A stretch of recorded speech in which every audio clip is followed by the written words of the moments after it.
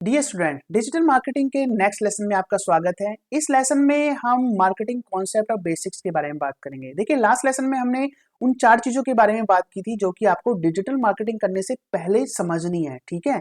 लेकिन अब एक बहुत ही इंपॉर्टेंट टॉपिक के बारे में बात करने वाला हूँ, मार्केटिंग कॉन्सेप्ट एंड बेसिक्स। देखो, अगर आपके कॉन्सेप्ट क्लियर नहीं है, मार्केटिंग का बेसिक क्लियर नहीं है, तो आपके लिए किसी भी प्रोडक्ट सर्विस को मार्केट करना बहुत मुश्किल हो जाएगा।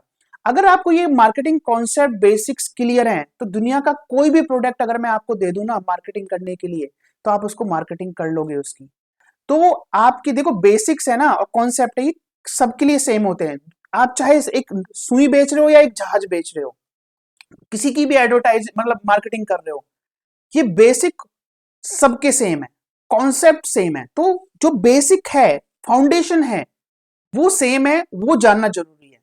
अगर ये क्लियर है, तो इसके बाद आप कोई भी मार्केटिंग स्ट्रेटेजी यूज करोगे, आपको रिटर्न ऑन इन्वेस्टमेंट मिलेगा, आपकी मार्केटिंग सुपर्ब होगी, ठीक है।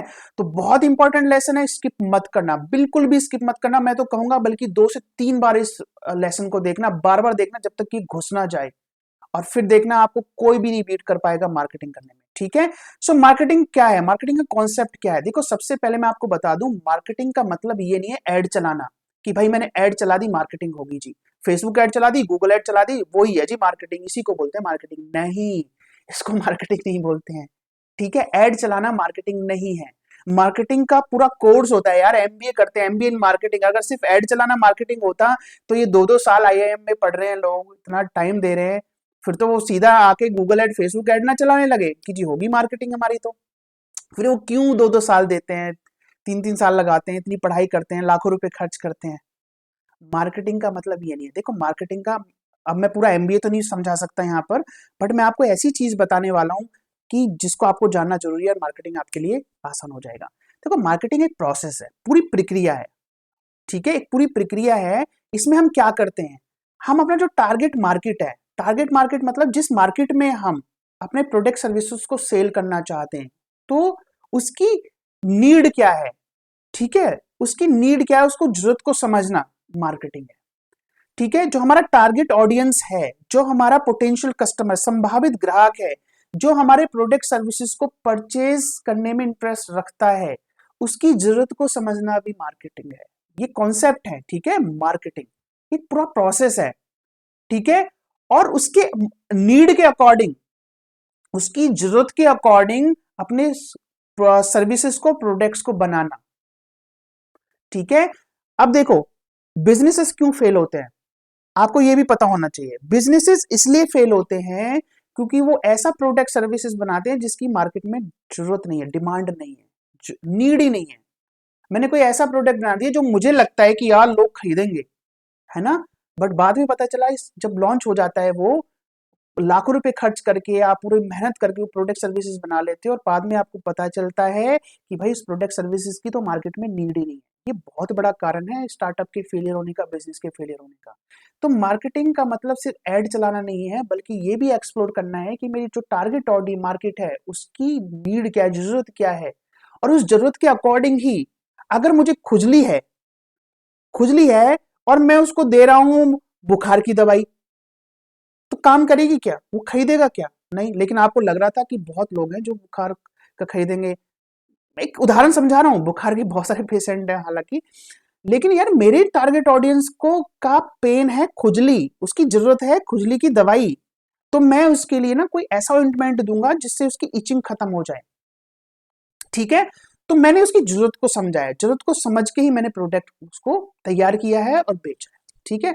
अब देखो, 2 चीजें होती है मार्केटिंग में, मार्केटिंग में 2 चीजें होती हैं। मार्केटिंग कब सक्सेसफुल होगी? पहला, कि हम उस व्यक्ति को टारगेट कर रहे हैं जिसको हमारे प्रोडक्ट सर्विसेज की जरूरत है, ठीक है, नीड है। अगर उसको जरूरत नहीं है, तो हम गलत। अब हम खुजली बेचने वाले को बुखार की दवाई बेचने की कोशिश करेंगे तो वो नहीं लेगा, तो उसको जरूरत है। दूसरा, क्या उसके पास इनफ मनी है, क्या उसके पास इतना पैसा है कि वो हमारे प्रोडक्ट सर्विसेज को खरीद पाए, ठीक है।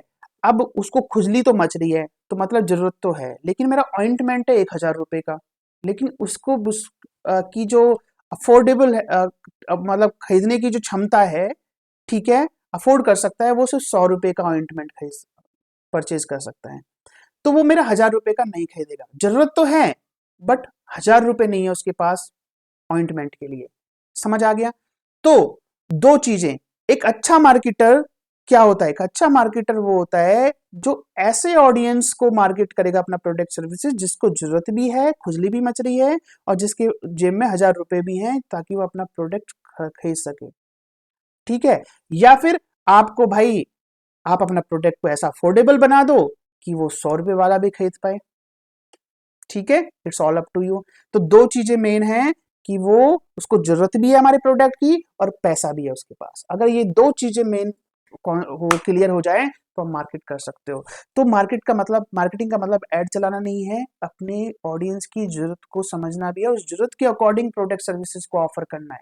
मेरी कंपनी 4 प्रोडक्ट बनाती है, अगेन ये उदाहरण ले रहा हूं मैं, खुजली की दवाई भी, इच गार्ड है हो या कोई भी, बुखार की भी, जुकाम की भी, खांसी की भी। लेकिन अब मुझे मार्केट क्या प्रोडक्ट करना है? इचिंग वाला, तो मैं इचिंग वाले लोगों को, जिनको इचिंग की प्रॉब्लम है उनको ही मार्केट करूंगा ना, फीवर वाले के फीवर को। तो सिमिलरली कॉन्सेप्ट आपको क्लियर पता चल गया कि क्या होता है। ठीक है, अब आपको ये तो पता चल गया, लेकिन अब बात करते हैं वाई पीपल बाय, लोग खरीदते क्यों हैं। अगर आपको ये पता लग जाए ना कि लोग क्यों खरीदते हैं तो आपके लिए आसान हो जाएगा बेचना। तो देखो, लोग दो वजह से कोई भी प्रोडक्ट खरीदते हैं। पहला, सॉल्विंग देयर एग्जिस्टिंग प्रॉब्लम्स, उनकी कोई समस्या है, उनकी कोई प्रॉब्लम है जिसको वो सॉल्व करना चाहते हैं, इसलिए वो प्रोडक्ट खरीद लेते हैं। कोई भी प्रोडक्ट, घर में राशन नहीं है, प्रॉब्लम है भाई, राशन खरीद लेंगे। खुजली मच रही है, प्रॉब्लम है भाई, कोई भी जो ऑइंटमेंट है खुजली वाला उसको खरीद लेंगे। बुखार हो रहा है, बीमार हो रहे हैं, हॉस्पिटल चले जाएंगे। तो हम अपनी कोई एग्जिस्टिंग प्रॉब्लम है उसको सॉल्व करना चाहते हैं। ठीक है, तो एक तो कारण ये है, और ये बहुत बड़ा कारण है, बहुत बड़ा कारण है। क्योंकि हमें जब तक, देखो आपने देखा भी होगा, हम जब तक डॉक्टर के पास नहीं जाते जब तक कि हमें कोई बीमारी ना हो जाए, है ना।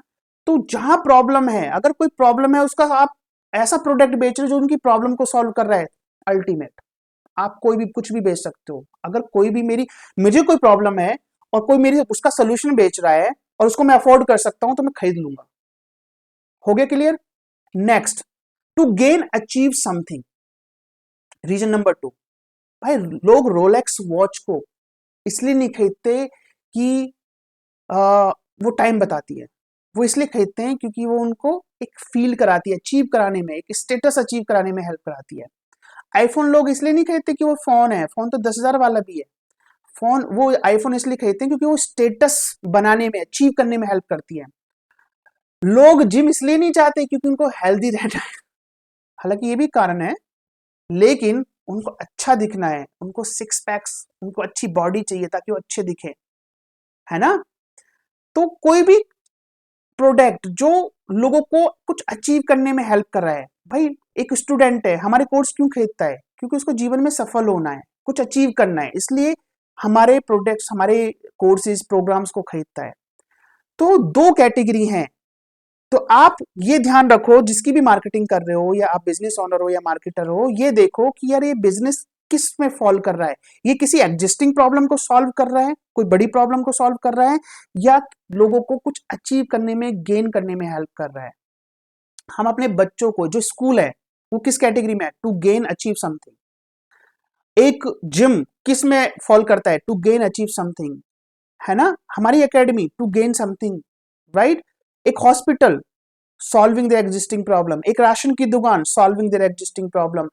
ठीक है, कोई भी, अब जैसे कि लॉन्ड्री, एक लॉन्ड्री का बिजनेस है आपका, क्या कर रहा है? प्रॉब्लम सॉल्व कर रहा है यार, प्रॉब्लम सॉल्व कर रहा है। क्योंकि आपका टाइम वेस्ट होता है लॉन्ड्री करने में, आपका प्रेस करने में, तो वो आपकी प्रॉब्लम सॉल्व कर रहा है। तो ऐसी कोई भी, ओला, उबर, अमेजॉन, ये क्या कर रहे हैं? ये प्रॉब्लम ही तो सॉल्व कर रहे हैं। घर बैठे आपको प्रोडक्ट मिल जाता है, एक टैप पे आपको टैक्सी बुक हो जाती है, एक घर बैठे ऑर्डर कर देते हैं, आपका स्विगी जोमेटो आपके घर पे ही आपका खाना डिलीवर कर देता है। तो ये प्रॉब्लम सॉल्व कर रहे हैं। तो जो जितने भी स्टार्टअप हैं वो प्रॉब्लम सॉल्व कर रहे हैं आपके कस्टमर्स की। ठीक है, अब एक अंदर की बात बताता हूं आपको। अगर आपको अपना कोई प्रोडक्ट बेचना है ना, चाहे वो गेन अचीव समथिंग में ही है, उसको एज ए प्रॉब्लम सॉल्विंग की तरह बेचो उसको, कि भाई अगर ये प्रोडक्ट नहीं खरीदा तो ये प्रॉब्लम आ सकती है। अब देखो जैसे जिम वाला है, जिम वाले के पास कोई पहुंचा कस्टमर, ठीक है, तो उसके पास में उस कस्टमर की कोई कंपल्सन नहीं है, उसकी कोई मजबूरी नहीं है कि वो जिम की मेंबरशिप खरीदे, लेकिन जिम वाले को मेंबरशिप बेचनी है, तो कैसे बेचेगा वो? ये कहेगा कि सर आपकी ना बॉडी बन जाएगी, आप अच्छे दिखोगे, आप लोगों को अट्रैक्ट कर पाओगे, ठीक है? नहीं, वो उसकी प्रॉब्लम नहीं है यार, अचीव है, अचीव करना चाहता है, अच्छा लगेगा उसको कि अगर लोग ये बोलेंगे कि यार बहुत अच्छा बॉडी है आपकी, लेकिन वो प्रॉब्लम नहीं है, उसके बिना वो उसका काम चल जाएगा, है ना? तो उसको कैसे बेचना चाहिए? उसको प्रॉब्लम जो कि जेन्युइन है, कि सर अगर आपने जिम ज्वाइन नहीं किया ना तो आपकी मसल्स कमजोर हो सकती हैं, आप मसल्स कमजोर हो सकती है, हो जाएंगी आपका, तो आप बीमार पड़ने के ज्यादा चांसेस हो जाएंगे, ठीक है? आप अगर एक्सरसाइज रेगुलर नहीं करोगे ना तो आप बीमार पड़ सकते हो, बीमार पड़ोगे, हॉस्पिटल्स में आपको पता ही है सर कि आज की डेट में कितना बुरा हाल है ना? हॉस्पिटल्स में आपका बहुत ज्यादा पैसा खर्च हो जाएगा, और जो बीमारी में आपका काम खराब होगा वो अलग है। तो सर आप अगर बीमारी से बचना चाहते हैं तो definitely we have this solution. तो यहाँ पर देखो, है तो कैटेगरी यही, to gain achieve something, but मैं बेच कैसे रहा हूँ? कि मैं ऐसे बेच रहा हूँ जैसे मैं उनकी कोई प्रॉब्लम को सॉल्व कर रहा हूँ। समझ आया?